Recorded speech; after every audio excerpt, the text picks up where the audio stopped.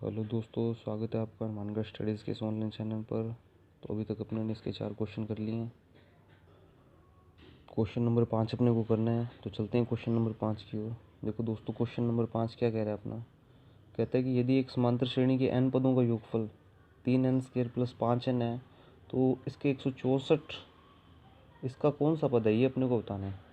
देखो दोस्तों, क्वेश्चन वाला क्या कह रहा है, अपने को ये चीज़ समझ आनी चाहिए कि n पदों का योगफल क्या होता है दोस्तों, Sn। यानी कि एस एन की वैल्यू कितनी दी हुई है दोस्तों अपने को, 3n² + 5n। ये एस एन की वैल्यू अपने को दी गई है। अब अपने से पूछ क्या रहा है, वो कह रहा है कि 164 इसका कौन सा पद है। यानी कि एन की वैल्यू अपने को फाइंड करनी है कि एन की वैल्यू क्या होगी। एन की वैल्यू फाइंड करने के लिए दोस्तों अपने को इसकी समांतर श्रेणी ज्ञात करनी होगी। समांतर श्रेणी जब तक ज्ञात नहीं होगी तो इसका एनवां पद नहीं आ पाएगा। यानी A1 A2 A3 A4 इस प्रकार अपने को ज्ञात करनी होगी इसकी समांतर श्रेणी। तो चलते हैं इस क्वेश्चन की ओर अपने। ठीक है, सबसे पहले अपने इसकी समांतर श्रेणी ज्ञात करेंगे और फिर इसका एनवां पद यानी कि एन की वैल्यू निकालेंगे। तो कैसे करेंगे देखो, तो चलते हैं। तो देखो दोस्तों, मैंने इसमें लिख लिया जो चीज़ अपने को दी गई है क्वेश्चन में। एस एन की वैल्यू 3n² + 5n दी गई है। पूछ रहा है 164 कौन सा पद है इसका, यानी कि एन की वैल्यू निकालनी है। तो देखो दोस्तों, इसको समझने से पहले अपने को क्या है, एक चीज़ समझनी होगी इसके अंदर कि अपने A1 A2 A3 A4 कैसे निकालेंगे। तो इसको समझने के लिए आप इस पे ध्यान दीजिए कि जो आपका A1 है वो किसके बराबर होता है, S1 के। यानी कि जो S1 है वही आपका A1 है। A2 कैसे निकलेगा आपका, S2 - S1 से। A3 कैसे निकलेगा, S3 - S2 से। A4 कैसे निकलेगा, S4 - S3 से। इस चीज़ को आप साइड में नोट कर लीजिए अपनी बुक में, नोटबुक में। तो ये A1 A2 A3 A4 निकालने का एक तरीका है। ठीक है, अब देखो S1 S2 S3 और S4 ये चीज़ कैसे निकालनी है हमने। तो देखो दोस्तों, इसमें कोई मुश्किल वाली बात नहीं है। एस एन की वैल्यू अपने को दी गई है 3n² + 5n। तो एस एन अपने को निकालना क्या, सबसे पहले S1 निकालना है, क्योंकि जो अपना S1 है वही तो अपना A1 है। तो S1 कैसे निकालेंगे, जहाँ जहाँ दोस्तों अपना n है वहाँ वहाँ क्या रख देंगे, 1। तो n की जगह 1 रख दिया, यहाँ भी n की जगह 1 रख दिया, यहाँ भी n की जगह क्या रख दिया, 1। इसको सोल्व करेंगे, 1 की स्केयर क्या होगी, 1, 3 एकम 3, 5 एकम 5, 5 और 3 कितना हो गया दोस्तों, 8। यानी S1 की वैल्यू कितनी आ गई दोस्तों, 8। ये S1 की वैल्यू के साथ साथ ही किसकी वैल्यू है, साथ में A1 की भी वैल्यू है। अब अपने को क्या निकालना है दोस्तों, A2। A2 कैसे निकलेगा, S2 - S1। S1 अपने पास है, इसलिए अपने को क्या निकालना है, S2। S2 कैसे निकालेंगे, जहाँ n है वहाँ क्या रख देंगे दोस्तों, 2 रख देंगे। तो देखो दोस्तों, अभी मैंने इसमें क्या किया है, जहाँ जहाँ n था अपना वहाँ मैंने क्या रख दिया, 2 रख दिया। तो S2 हो गया ये। तो 3n² था, n की जगह मैंने 2 रख दिया, और 5n था तो n की जगह यहाँ पे मैंने क्या रख दिया, 2 रख दिया। इसको अब अपने को सोल्व करना है। देखो 5 दूनी हो गया 10, 2 की स्केयर 4, और 4 3 कितना हो गया, 12, 12 और 10 कितना हो गया दोस्तों, 22। तो S2 की वैल्यू कितनी आ चुकी है दोस्तों, 22 आ चुकी है। इसी प्रकार S3 निकालेंगे। S3 कैसे निकलेगा, देखो जहाँ जहाँ n है दोस्तों वहाँ वहाँ अपने को क्या निकलना है, 3 रखना है। तो n की जगह 3 रख दिया, तो यहाँ भी क्या रख दिया अपने ने, 3 रख दिया, और यहाँ भी क्या रख दिया, 5n यानी कि 3 लिख दिया। तो S3 निकाल लेंगे अपने। तो इसको सोल्व करते हैं, 5 3 15 हो गया, 3 3 9 और 9 3 27, 27 और 15 कितने हो गए दोस्तों, 42। तो आपका S3 कितना आ चुका है दोस्तों, 42। S4 कैसे निकलेगा दोस्तों, देखो सेम वही काम करना है, कोई इसमें नई बात नहीं है। अब आपको ज्ञात करना आ ही चुका है ये। जहाँ जहाँ n है वहाँ क्या रख दो, 4 रख दो, बस सोल्व कर दो। 4 चौक 16, 16 3 48, 5 चौक 20, जोड़ोगे तो कितना आ जाएगा, 68। देखो दोस्तों, अपना मेन मोटो ये नहीं है कि अपने S1 S2 S3 और S4 निकालें। अपने को तो क्या निकालना है, A1 A2 A3 और A4 निकालना है।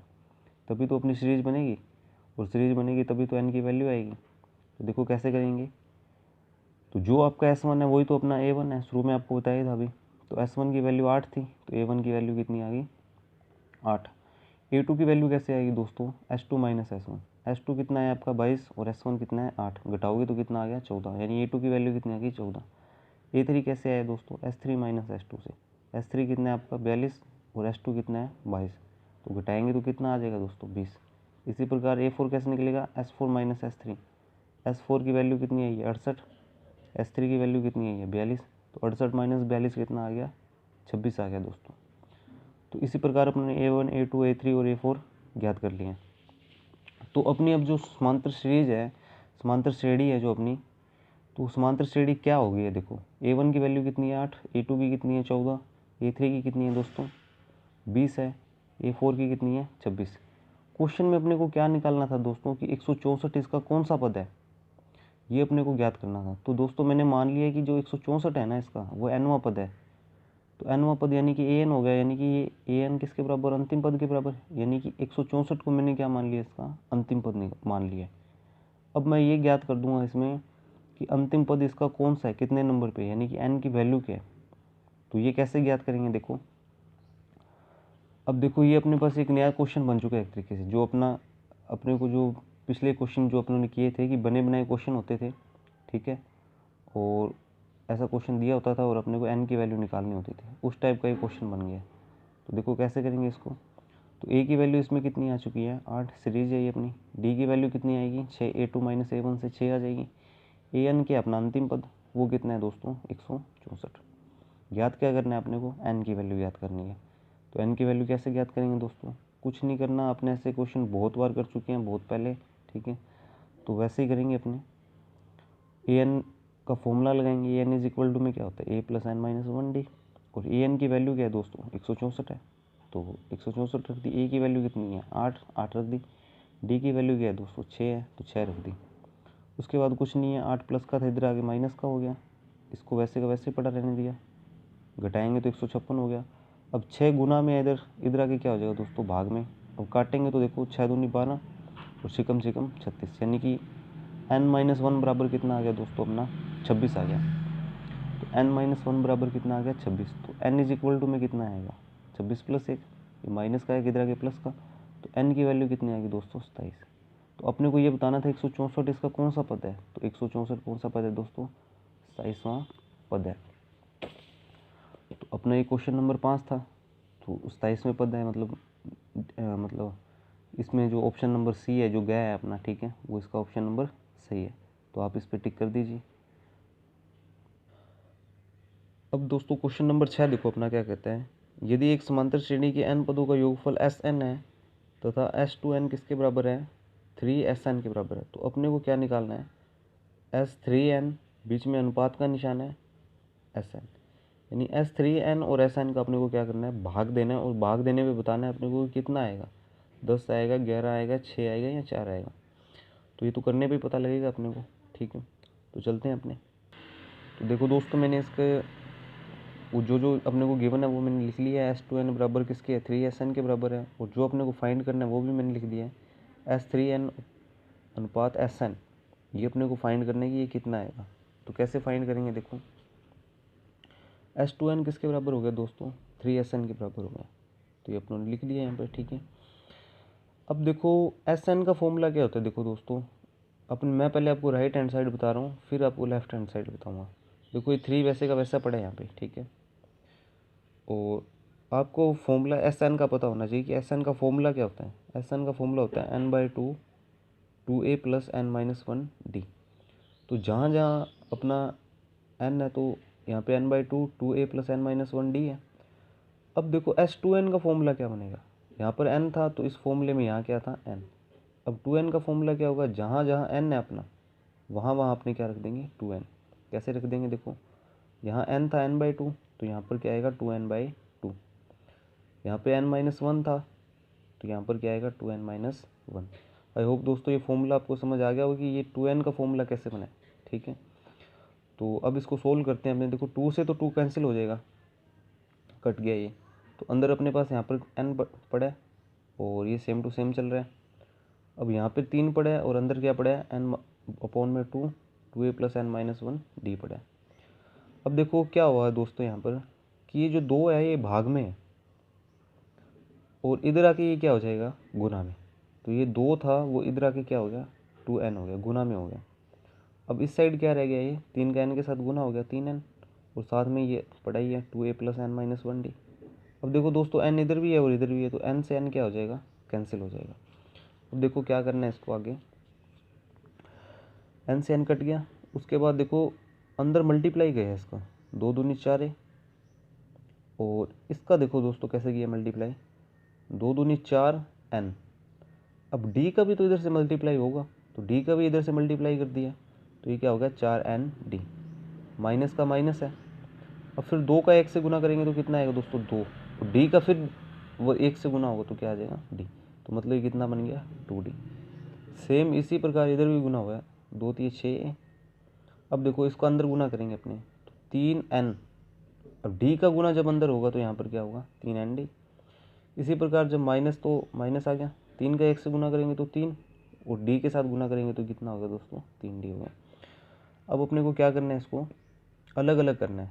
कैसे अलग अलग किया देखो दोस्तों, अब 4ND वैसे का वैसा पड़ा था, 3ND प्लस का था, इधर आगे क्या होगा दोस्तों माइनस का, माइनस 2D वैसे का वैसा पड़ा है, माइनस 3D था, इधर आगे क्या हो गया प्लस 3D।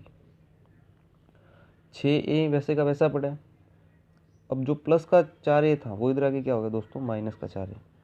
अब 6 में से 4 जाएगा तो कितना बचेगा दोस्तों 2A, यानी 2A बराबर क्या हो गया ND प्लस D आ गया। इसको समीकरण 1 बनानी है, ठीक है। ये कैलकुलेशन अपनों ने क्यों की है अभी आपको पता लग जाएगा जब अपने इसे सोल्व करेंगे आगे। देखो दोस्तों अपने को निकालना क्या था, 3n बटा S3n अनुपात Sn, यानी इन दोनों का भाग ही तो निकालना है अपने को। तो इन दोनों का भाग कैसे निकालेंगे अपने, S3n अपॉन में Sn लिख लिया अपनों ने, ठीक है। S3n का फॉर्मूला क्या होगा दोस्तों, देखो Sn का फॉर्मूला तो क्या होगा n/2 2a + n-1d, और S3n का क्या होगा, जहाँ जहाँ n है आपका वहाँ वहाँ क्या रख दो 3n, तो n की जगह 3n, यहाँ भी n की जगह क्या रख दिया 3n, तो S3n का फॉर्मूला बन गया, ये Sn का फॉर्मूला। ये किसी का भी फॉर्मूला आ जाए, जैसे S5n का 6n का 7n का आ जाए, तो जहाँ जहाँ आपका n है वहाँ वहाँ आपको 6n 7n 8n इस प्रकार से पुट करना है, वो फॉर्मूला बन जाएगा दोस्तों। इसमें इतनी कोई भी बड़ी कोई ख़ास बात नहीं है, ठीक है। अब अपने को इसको करना है सोल्व करेंगे तो देखो ये 3 गुना में ही तो n/2 के, तो मैंने इसको बाहर निकाल के लिख लिया, और बाकी सेम वैसे का वैसे पड़ा है, और यहाँ भी n/2 है। अब देखो दोस्तों जैसे कि बटे में ऊपर भी 2 है और बटे में भी 2 है, तो 2 से 2 कट जाता है, तो इसी प्रकार यहाँ पर भी क्या अपना ऊपर भी n/2 है और अपॉन में भी अपने पास n/2 है, तो पूरा का पूरा n/2 से n/2 क्या हो गया दोस्तों कट हो गया। अब देखो उसके बाद क्या किया अपनों ने, ये 3 वैसे का वैसा पड़ा है, अंदर अपनों ने d का मल्टीप्लाई कर दिया इसके साथ, 3ND और -1 से किया तो ये क्या हो गया -D। इसी प्रकार अपॉन में भी कर दिया मल्टीप्लाई, ND माइनस का D, तो ये दोस्तों मल्टीप्लाई हो गया अपना। उसके बाद देखो दोस्तों अब क्या किया अपनों ने, उसके बाद जो अपना 2A है ना, देखो 2A किसके बराबर है समीकरण 1 से ND प्लस D की, तो 2A जहाँ है अपना इस इक्वेशन में वहाँ पे अपनों ने क्या पुट कर दिया ND प्लस D पुट कर दिया। तो आई होप ये समझ आ गया होगा आपको, समीकरण 1 से यहाँ पे मैंने लिख दिया बाय इक्वेशन 1 कि जहाँ जहाँ अपना 2A था वहाँ वहाँ अपनों ने क्या लिख दिया ND प्लस D, प्लस क्या चल रहा है 3ND माइनस का क्या चल रहा है D, और यहाँ पे भी जहाँ अपना 2A था वहाँ भी अपनों ने क्या रख दिया ND प्लस D, ये पुट कर दिया दोस्तों। अब देखो इस पुट करने से क्या होगा, ये D से D कट गया और इस D से दोस्तों ये D कट गया। अब देखो क्या होगा, 3 का 3 आ गया दोस्तों, अब ये D से तो D कट ही गया था, अब ND और 3ND क्या हो गया 4ND। इसी प्रकार 1ND और ये 1ND कितना हो गया 2ND, ये पूरा का पूरा कट जाएगा, ND से ND कट जाएगा और 2 से ये 4 कट जाएगा, तो 2 दूनी 4, यहाँ पे 2 बच गया और यहाँ क्या पड़ा है 3 गुना में पड़ा, तो 3 दूनी कितना होगा दोस्तों 6, तो 3SN बटा में जो SN है आपका, ठीक है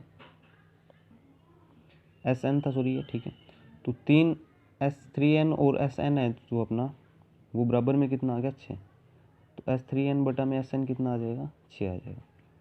तो अपना जो क्वेश्चन था क्वेश्चन नंबर 6 था, तो ये S3N अपॉन में SN कितना है अपना 6, तो ऑप्शन नंबर जो इसका 3 है गैप पे अपने क्या कर देंगे टिक कर देंगे।